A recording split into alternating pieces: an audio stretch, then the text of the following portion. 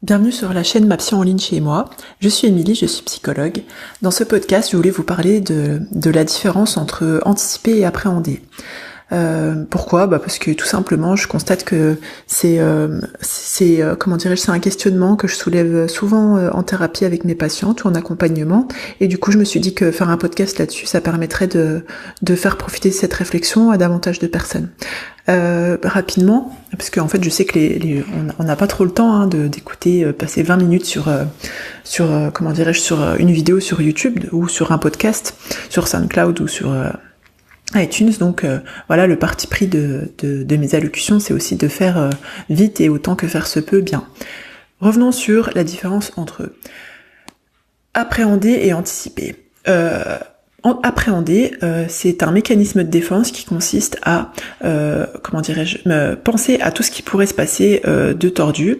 C'est-à-dire, on va faire un voyage, on va tout de suite imaginer qu'on risque de rater le train, qu'on va pas être à l'heure pour prendre l'avion, qu'on va avoir une galère avec la douane au moment de passer, que l'hôtel dans lequel on va arriver, il risque d'être naze, voilà. Donc c'est envisager tout ce qui pourrait se passer de tordu.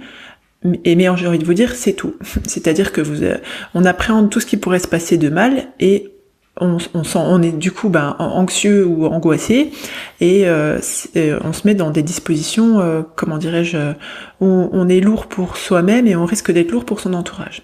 Quand on est dans une démarche non pas d'appréhension mais d'anticipation, on est là dans un mécanisme de calcul des probabilités, si je peux dire ça comme ça.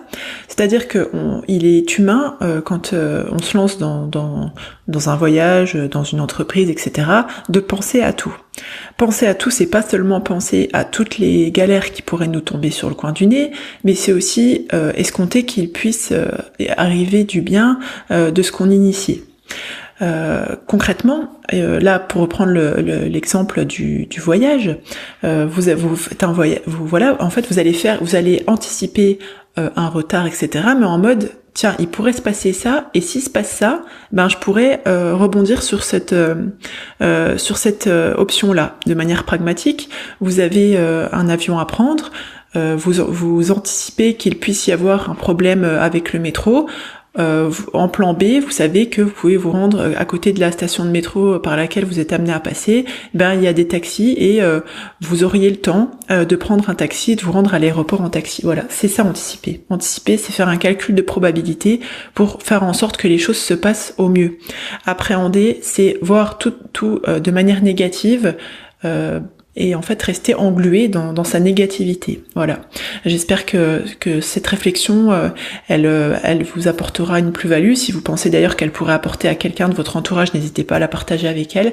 Si vous avez une remarque ou une question par rapport à cette problématique-là, je vous invite à me la laisser en commentaire. Et d'ailleurs, si vous avez aimé cette allocution, vous pouvez aussi laisser un petit pouce levé.